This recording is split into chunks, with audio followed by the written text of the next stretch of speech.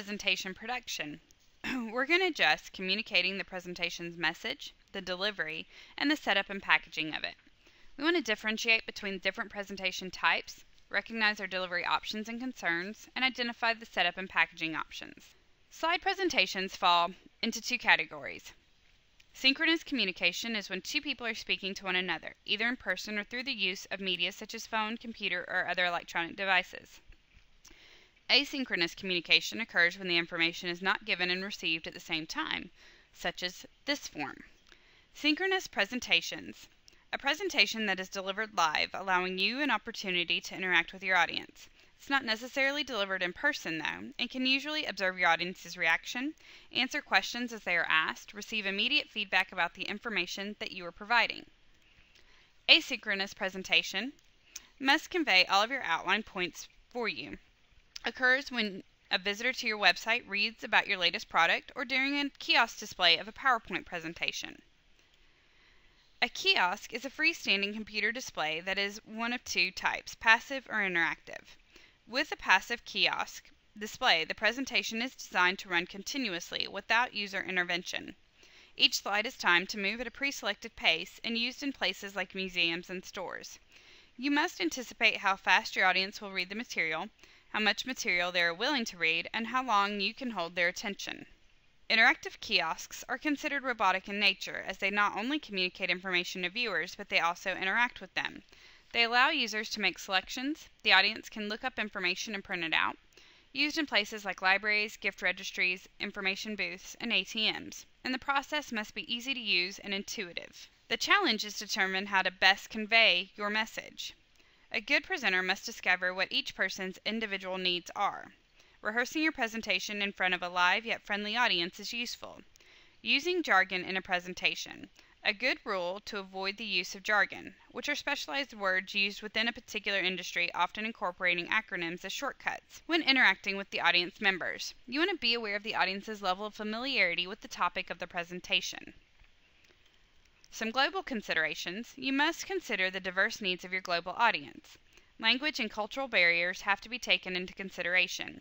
When preparing a presentation, ask yourself which images clarify, which colors promote the desired response, and will they work in all cultures? And what type, style, and size make it easiest for the audience to understand the message? Timing can be as simple as when a presentation starts and stops. Timing may encompass details such as planned pauses to ask and answer questions, or the rate at which bullet points and other elements are brought on to individual screens. If the entire presentation will run without input or prompts from a presenter, the timing of a slideshow must be present. A voiceover to go with a presentation allows you to hold the audience's interest, make sure your message is conveyed, and gives you a set amount of time to go by with determining exactly how long each of your slides will stay on the screen and how long the entire slideshow will last. Movement. The presenter must consider and plan movement throughout the delivery of a presentation. Areas within the room which will be used to deliver the presentation, movement to and from each area, and movement around the room if handing out materials. More than half of your impact as a speaker depends upon your body language. Body language includes gestures, stances, facial expressions, and effective body language supports your message. Gesture. Avoid using your hands to gesture when giving a presentation. Your hands should be used as a tool to help emphasize a point or to engage your audience. Stance. A balanced stance with a slight forward lean says the speaker is engaged with the audience. A slumped stance says the speaker isn't very interested in the presentation he or she is giving. A good presentation stance might be standing with your feet spread almost shoulder width apart, pointing straight ahead. Facial expression. The most important part of your face that an audience will focus on is your eyes. Your eyes focus communicate sincerity and credibility. Effective presenters connect with one audience member at a time. Total movement package. Need to be bigger, more expressive, and more powerful than you would in a normal conversation. Giving a presentation takes extra effort and energy. It also takes skill and practice. Lighting. Think about which aspects of your presentation may be affected by lighting. Are there windows that do not have blinds that can be closed? Then you will need to make sure that your presentation colors are dark enough. Have enough contrast to be seen in a well-lighted room. You'll need the lights turned down low because your presentation contains a light color scheme. Check to make sure that the lights can be dimmed or turned off. Consider if the audience will be able to take notes or follow along with handouts. The physical presentation concerns. Consider the following presentation delivery points. If you're using a projector, make sure you know how to set it up. Locate the power outlets in the room. You may need extension cords to reach them. Check to see if the resolution of your projector matches your expectations. If you're using a laptop, you may have to toggle between the laptop screen and the projection screen in order to see both displays. Check that your presentation can be seen from all points in the room. If you're using sound, make sure it's loud enough. Make sure all the files needed in your presentation are on your laptop or CD. Political correctness includes the use of non-gender specific terms, appropriate ethnic designations, and non-demeaning age designations. Other areas to be aware of include religious affiliations, political alliances, and socioeconomic levels. Laughter is an essential component of all presentations, but avoid laughter at the cost of ridiculing any single group of people. You must take into account the means of delivery you plan to use for your presentation. Show options including deciding the type of show options for delivery, which slides to include, and how the show will advance.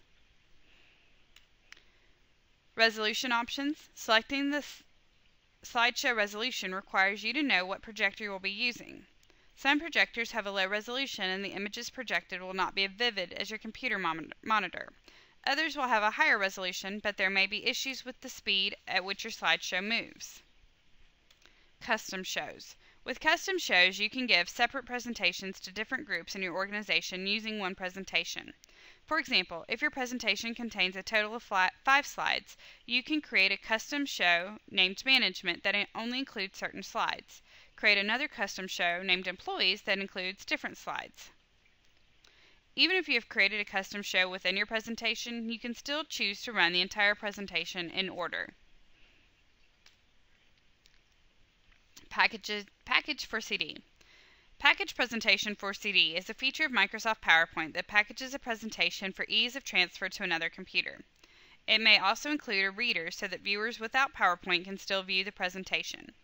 Package the presentation for transfer to media such as CD, a hard drive, or a USB device such as a flash drive, and all essential file types, sound, and graphics are included. In addition, a player is included. Create a video. Several third-party software programs that can be used to convert a presentation to a video format. Most quality video conversion software must be purchased and can be costly. Viewers can watch your video file with or without PowerPoint installed on their computer, though, if you've created a video.